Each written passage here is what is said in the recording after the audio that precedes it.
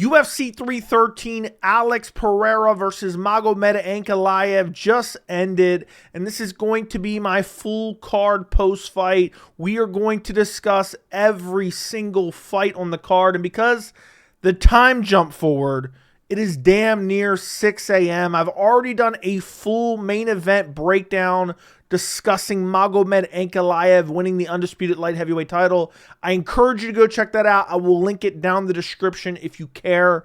Do me a favor, subscribe to the channel, turn on notifications. Let's get right into it. First fight on the card. We kind of started with two robberies in a way.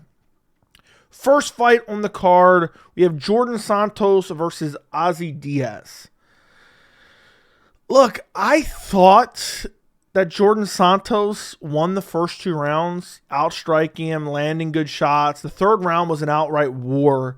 But the first round, Santos was chopping the legs, landing good combinations. Second round, Santos was winning early. Then Diaz started coming back, and they're both landing good shots. But I still thought Santos won the second round. Then the third round was outright insane. It was a crazy back-and-forth war. Santos was kind of winning early, but then started to really fade, and Diaz really started to put it on him. Nasty knees to the body. I think there was two really bad step-in knees right to the body of Santos. He started to wear down. Diaz was chasing after him. Then he kind of got tired. And Ozzy Diaz ends up getting the unanimous decision win. I had it scored 2-1 for Djorden Santos, winning 1 and 2. Great fight.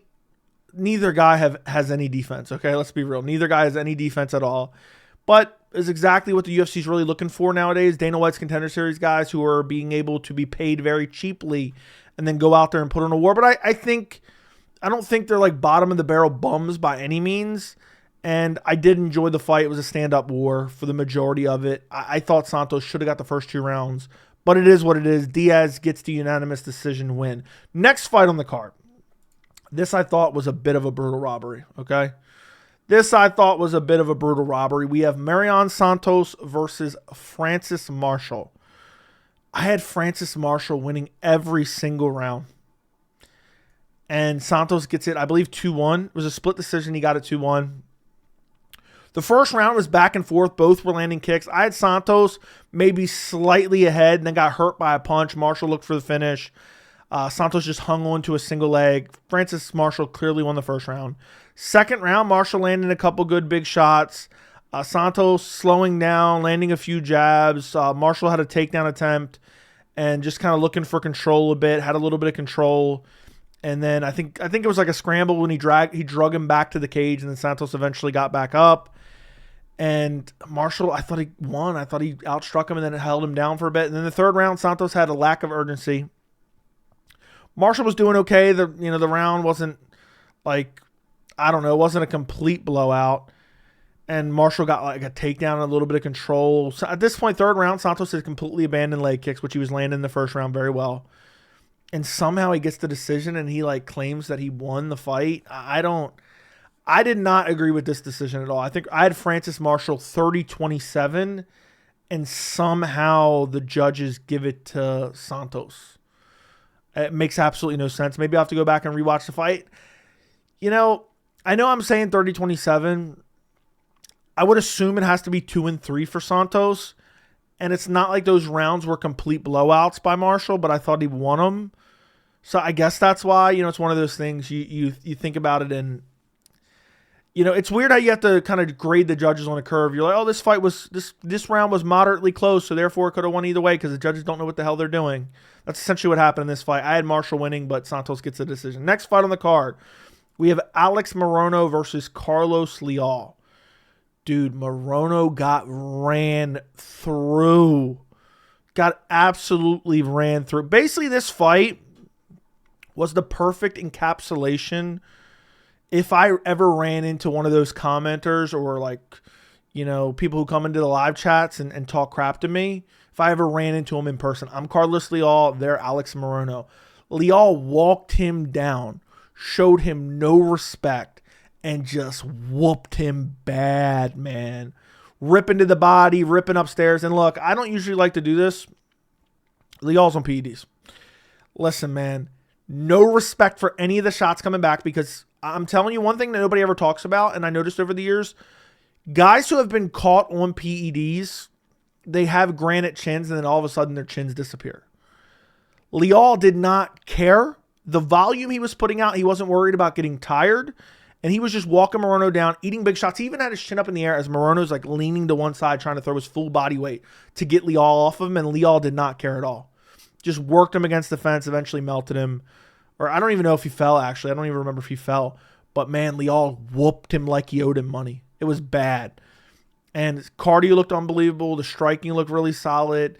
Had no respect for Morono, any of the power coming back. We already know, a lot of us already think he beat Renat in his UFC debut on short notice.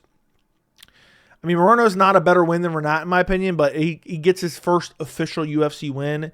And Carlos Leal, if he can keep up what he's doing, he's a force to be reckoned with in the welterweight division. I know sounds a little bit premature, beating Alex Pereira, who's a scrub, who I think regresses every time we see him out there. But man, Leal looks incredible, and he gets the win via first round KO. Next fight on the card, we have Bruno Ferreira versus Armen Petrosyan. What a fight while this fight lasted. Lots of cheating from Armen Petrosyan, but Bruno Ferreira gets it done via second round armbar. I'm not going to lie, it wasn't looking good for Bruno. Bruno came out early, landed a couple big shots. They were both landing leg kicks. There was a groin shot point deduction against Petrosyan. And then Bruno was looking for takedowns, getting defended. And then the end of the first round, Bruno Ferreira really didn't fight. So I thought Petrosyan came back and won that round. So therefore, with the point deduction from the groin shots, because there was 2 groin shots, it ended up being a 9-9 round. Because you score at 10-9 for Petrosyan, subtract the point, it's 9-9. So first round's a complete wash. Second round, Petrosyan's just circling, landing good shots, kicking to the body. Petrosyan got hurt with a body shot and claimed it was a groin shot. And it was clearly not a groin shot. Then, soon thereafter, the ref reviewed it, starts it back up. Bruno gets a takedown and is on top and trying to control Petrosyan. And Petrosyan's grabbing the fence as he's trying to pull him backwards. Eventually, it looks like Petrosyan's going to slip out and end up on top. And Bruno Ferreira somehow locks up an armbar. Petrosyan literally is just, his elbow's barely in there. It looks like he could get it out, but he doesn't. And Petrosyan taps. I really thought it looked like the writing was on the wall that Bruno Ferreira was going to lose this fight. Petrosyan was going to circle, stick and move, land the better shots, defend the takedowns, and win this fight. But Bruno Ferreira dragged him to the ground and ragged on him. The takedowns from Bruno Ferreira looked horrible in this fight. He would just duck his head down and just rush forward like a zombie, essentially. And man, once he got it, he found a way to find that armbar. And he taps Armen Petrosyan in the second round. So good on Bruno Ferreira. Gets it done against Armen Petrosyan. I think Ferreira probably better off going to welterweight, to be honest. I think he's too small for middleweight. He looked undersized against Petrosyan, even though he does have unbelievable power. But yeah, Bruno Ferreira gets it done. I wasn't happy with Petrosyan. 2 shots to the groin, faked a groin shot, and grabbed the fence on the ground. I'm actually happy with the point deduction because it was back-to-back groin shots, but the second one was kind of really incidental. But it is what it is. I'd rather the refs actually enforce the rules than just shout them at the top of their lungs all fight and do absolutely nothing to actually enforce them. So Bruno Ferreira gets it done, second round armbar. Next fight on the card, Joshua Van versus Rei Tsuruya. Joshua Van, unanimous decision, 30-27. Essentially, Joshua Van defending takedowns all fight and just absolutely boxing him up. There was a couple weird takedowns. I think one was in the first round, maybe one was in the second round, where Tsuruya kind of went in on these awkward shots and then dragged Van. One was an arm drag, takedown. Tsuruya just couldn't keep up with him on the feet. Van was boxing him up badly. Tsuruya would occasionally land a spinning back elbow, but really just wasn't having success. And Van was just building as it went. And then on a lot of the takedowns, especially in the second and third round, Tsuruya was shooting nonstop takedowns to the point his knees were skinned up. Van was landing little short hammer fists to the head. At one point, I think it was in the third round, Van sprawled out on him and Tsuruya was just hanging on to the takedown, and Van just starts absolutely just ripping him to the body. Third round, Joshua Van landed 2 groin shots. The first time they gave Tsuruya a break. The second time they waved him back on. I swear, man, the commentary's so dumb and so were these refs. They're looking at the main impact point, which was the toes that landed to the body by Van, but the bottom of the foot still hit the cup of Tsuruya. And they waved him back on. Van kind of goes for the finish. I think to be honest, it rubbed me the wrong way because I'm so tired. This happened so many times where the main impact point isn't the groin, but something hits the groin along the way, and then they act like it's not a groin shot. I don't understand how they're so dumb. It was clearly a groin shot. It was 2 groin shots from Van. I mean, I guess I'm glad they didn't call it because maybe Tsuruya wouldn't have fought after 2. He would say, "Oh no, I'm done," and then he would have been a no contest. But I think it was bad reffing. I think it was Herzog. Yeah, it was Herzog. Commentary team was horrible as well. I think DC eventually said, well, it did kind of graze. If it grazes at all, it's a groin shot. End of story. But Joshua Van gets it done 30-27, just outboxes him, stuffs the takedowns. I think he got taken down twice again. It was like the arm drag, I believe, in the second round. Weird scrambling takedown in the first round. I don't even know what it was called. But every time Van got taken down, he worked his way right back to his feet and then continued pressuring and boxing and ripping to the body, landing upstairs, sprawling, landing hammer fist, body shots, back shots dead. Joshua Van gets it done. Next fight on the card. That was a featured prelim already? We've gotten that far already? Oh, yeah, I forgot they canceled 2 fights. In case you don't know, they canceled Chris Gutierrez versus John Castaneda. They also canceled Curtis Blades versus Rizvan Kuniev, I think is what his name was. First fight on the main card, pay-per-view main card. We have Bob Green versus Mauricio Ruffy. Holy shit. Brutal first round KO from Ruffy. Spinning heel kick KO, wheel kick KO, whatever you want to call it. Nothing really happened. They were kind of both being tentative. No real clean shots landed. I think there was like a left hand that Ruffy landed. And that was the only clean shot so far. Kind of tagged Bobby Green with that. And then out of nowhere, man, throws the wheel kick, lands right on the temple, puts Bobby Green face down, ass up, doggy style position. Ruffy's like cocking back, ready to hit him with the back shots that he realizes Bob Green is just out cold. He's just done for. Highlight reel, brutal wheel kick KO. Filthy. And, a lot of people are already high on the Fighting Nerds. A lot of people are already high on Ruffy. Not Dana White. Joe Rogan glazes Ruffy like it's going out of style, like it's his own brother. This was a great performance. I know Bobby Green's kind of washed up. I know Bobby Green's coming off a stoppage loss against Paddy Pimblett, but not that long ago, he slumped Grant Dawson at the Apex, which is crazy. Grant Dawson should be ashamed of himself. And, man, Ruffy, I think he called out Beneil Dariush. They may give him that fight, man. The UFC loves these guys who are super exciting, and Ruffy is. And they may push him to a Beneil Dariush fight, which is what he called out for in the post-fight speech. He called for a main event against Beneil Dariush. Dariush is crazy enough to take that fight. He'll get slept. But, I don't know. Maybe he could test the grappling of Ruffy. I don't know. I would take Ruffy in that fight. But on a massive pay-per-view like this, to go out there and get a stylish KO like that, man, incredible. I'm sure he got... Did he get the bonus? Does it say here? Doesn't it usually say if they get the bonus? Yes, performance of the night right here. Boom. Spinning wheel kick KO deserves a performance of the night. Next fight on the card. Amanda Lemos versus Iasmin Lucindo. It's 6 a.m. and I'm talking about Lemos Lucindo. Lemos won. She out-grappled the majority of the fight. Maybe she lost the 3rd round. Lucindo got a takedown, did no damage with it. Look, Lemos won. I'm glad I switched my pick. Ew. Next fight on the card. Featured fight of the night. We have Jalin Turner versus Ignacio Bahamondes. Great fight while it lasted. First round submission win by Ignacio Bahamondes, triangle choke. This shit happened so quick, man. This shit happened so quick, it's not even funny. Great win from Bahamondes, but they were kind of scrapping a little bit early. It looked like Bahamondes looked for a takedown and Jalin Turner took him down instead. And then Turner was landing some shots, and then Bahamondes was landing some hammer fists from the bottom that seemed to have some impact, a couple elbows. And then boom, out of nowhere, like that, Bahamondes just snatches up a triangle. Turner looks like he could have brought the arm back in, but instead he's like trying to hammer fist while one of his arms is out from in between the legs, setting up the triangle. Bahamondes starts to get the triangle.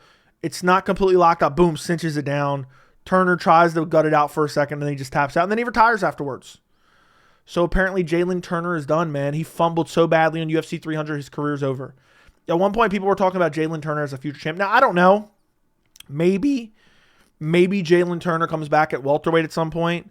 Bahamondes looked incredible. I can't wait to see Bahamondes. I think he's calling out Renato Moicano, if I'm not mistaken. Looked incredible. I didn't like that he got taken down and controlled a little bit, but was nasty off the bottom and then finds the sub. Jalin Turner has good guillotines and has good jiu-jitsu, and to lock him up, it just looked like Jalin Turner's head is in it, to be quite honest. If we have to be honest, I don't want to take anything away from Bahamondes, but like in the replay especially, it's like Turner saw it coming and just didn't even try to get out. So maybe his head's not completely in it, but Bahamondes, get him a big fight. I want him in a top 15 fight in lightweight. Man, I would love to see Bahamondes versus Joe Alvarez at some point. Tell me that wouldn't be a banger. Absolute banger. But yeah, man, Bahamondes gets it done. There's not really a whole lot to say about this fight because it happened so quick.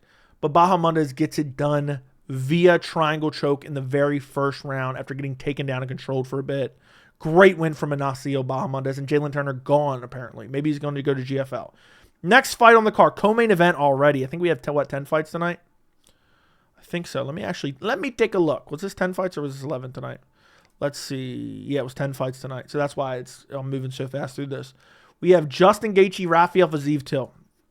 Justin Gaethje gets the unanimous decision win. Look, okay. Well, let's get through the round by round, because I think I'm going to have a little bit of a controversial opinion here. Fiziev early gets 2 takedowns off of kicks. At one point, he's in a weird inverted triangle, landing 12-6 elbows to the ribs of Gaethje.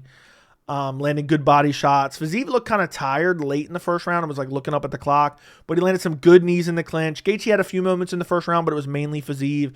Gaethje would like land like big shots off of the clinch. They would clinch up. Fiziev would land some knees to the body. Gaethje would break and land like a right hand. Second round was a close round. I had Gaethje a little bit out ahead, but then he hurt Fiziev with a filthy uppercut and almost finished him. Fiziev scrambled around the ground and was able to survive. Third round is where it gets controversial, because everyone and their mother has it 1-1 going into the third round.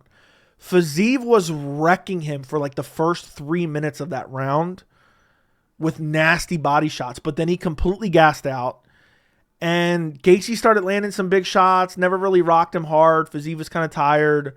There was a clinch head kick where they were in the clinch. Gaethje lands like a head kick off of it, but it wasn't like crazy impactful. And Gaethje was missing with a lot of shots. Sorry, I'm stumbling over words. I'm very, very tired right now. And I thought the third round could go to Fiziev. I know it seems like whatever you do in the last minute or two can win you a round, no matter what happens in the first like 4 minutes or 3 minutes. I felt like Fiziev did more in the first 3 minutes. Now, I'm not going to say this was a brutal robbery, and I know a lot of people are like, Joey, you're crazy. I have no problem with Gaethje winning the fight, but just live, and I'll have to go back and rewatch it. I thought Fiziev took 1 and 3. But I will say this. I'm happy to see Gaethje get back in the win column. He's one of the most exciting fighters in the roster. This was a great fight. I don't think he got a takedown. I think he shot in on 1 takedown, didn't get it. Fiziev with cardio is way better than Justin Gaethje. And I know that's a big if, and Fiziev did take this on short notice. And also, I don't think this is a total loss for Fiziev, considering he came in on short notice, coming back from a catastrophic injury, and he was able to do well. But Gaethje, man, he wasn't afraid to brawl a bit in this fight. He got sloppy in this fight. And he didn't really, to be honest, he wasn't wearing any damage where Fiziev's eyes were busted up. So maybe some of those shots were landing cleaner than I thought. Fiziev was really going to the body quite a bit. It was the knees in the clinch to the body. He was ripping to the body with shots, with punches while they were in the clinch as well. Dirty boxing. And Gaethje gets it done. He gets 2 and 3. Almost finished Fiziev with that nasty uppercut. And now Gaethje's back in the win column. In a lightweight division that's kind of cleaned out, Ali Abdelaziz manages Islam Makhachev and Justin Gaethje. You tell me he's not going to want to double dip on a title shot? And Gaethje's an easy win for Islam, to be quite honest, but he does have the power. But man, Gaethje needed a win after coming off that catastrophic, brutal KO at UFC 300 against Max Holloway. Yeah, man. I mean, I'm surprised. I think Fiziev maybe in the second round landed a knee. Gaethje reacts always leaning like super far down. That Max caught him with that spinning back kick to the nose a couple times. I'm surprised Fiziev didn't try to take advantage of that a little bit more. But I don't really think either guy loses too much stock in the co-main event. Gaethje gets it done via unanimous decision. Main event.